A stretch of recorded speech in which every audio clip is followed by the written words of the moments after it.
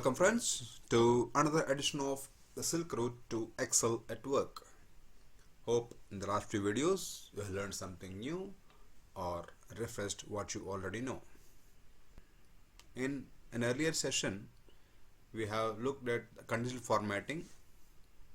We will now go further into the same topic of conditional formatting.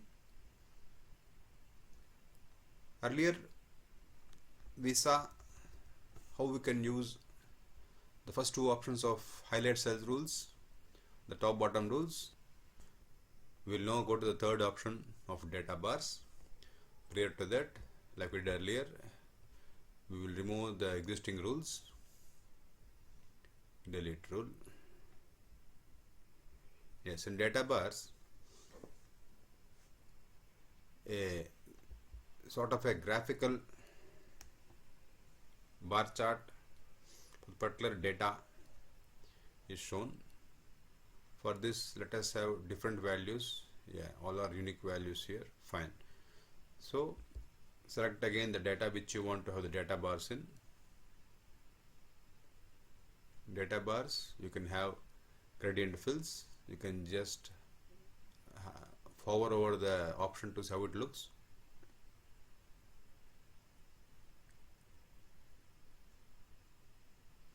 You can have, these are solid fills, these are gradient fills. Let us assume we'll put red data bar. As you can see, the description says add a colored data bar to represent the value in a cell. The higher the value, the longer the bar. So here what happens is that the longest bar is reserved for the maximum value. 45 Sunday has the maximum value. So this cell is full.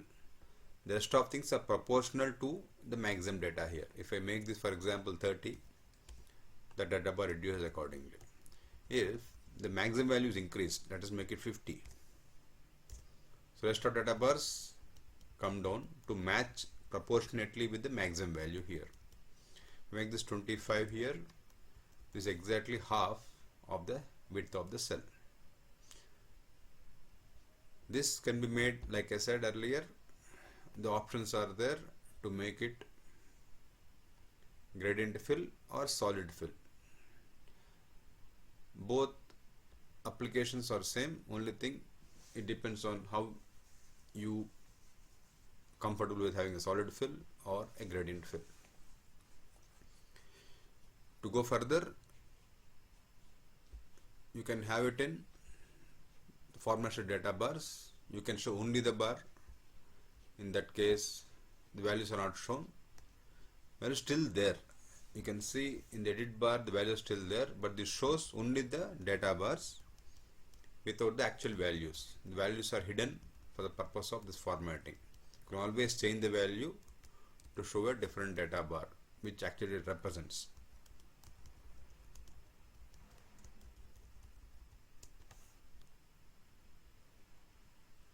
Data bar, we will go further. Minimum, maximum. You can, in fact, if you this, I'll again check the show bar only. So we'll now see the actual values. We need to, this shows the values now. So like we have seen earlier, the maximum bar depends on the value here by default. You can always change it. Suppose your target is, let us say 60. Your target is 60. If not target, let us assume it is the target is 60, but you have sold only 50 here. In that case, you still need to know what is the shortfall there. In that case, what you can do is go to the manage rules. Let us remove all those selections here. Let us not get confused here.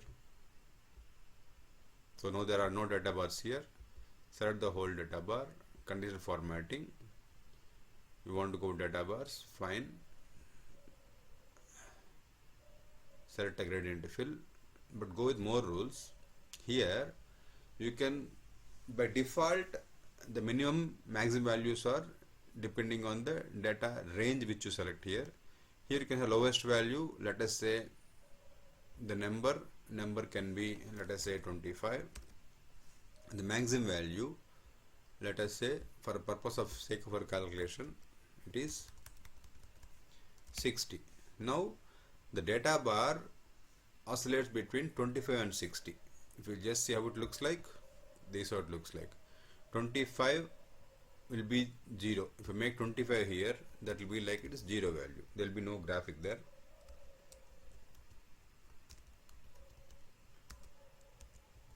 It is 30. The maximum is 60. So I know there is some shortfall in meeting my target. Like I said earlier, you can always modify the rules to make it, if you assume it is 0, you apply it for all cells. Yeah, now this is a true representation of the maximum value, which is 60, and the actual value, which is already shown here. So in case this goes to 55, this goes here. If it goes to beyond 65, it is still the same value. It can't exceed 60. By default, we have logged it to a maximum value of 60. So this is how you use data bars to display the data in a graphical format within the same cell. For this, you're not going to separate graph sheet to represent how your data varies across time. This can also be done in what we have data bars in a solid format. You can have it, like I said earlier, in a gradient fill of say blue or whatever color you want. So you want to go for reddish. This is how it looks like. You apply this. This is how it changes to. This is up to you to decide which color you want. That is totally subjective.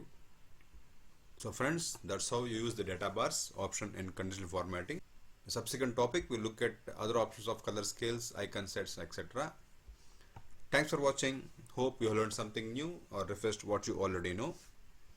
This is the Silk Route to Excel at Work.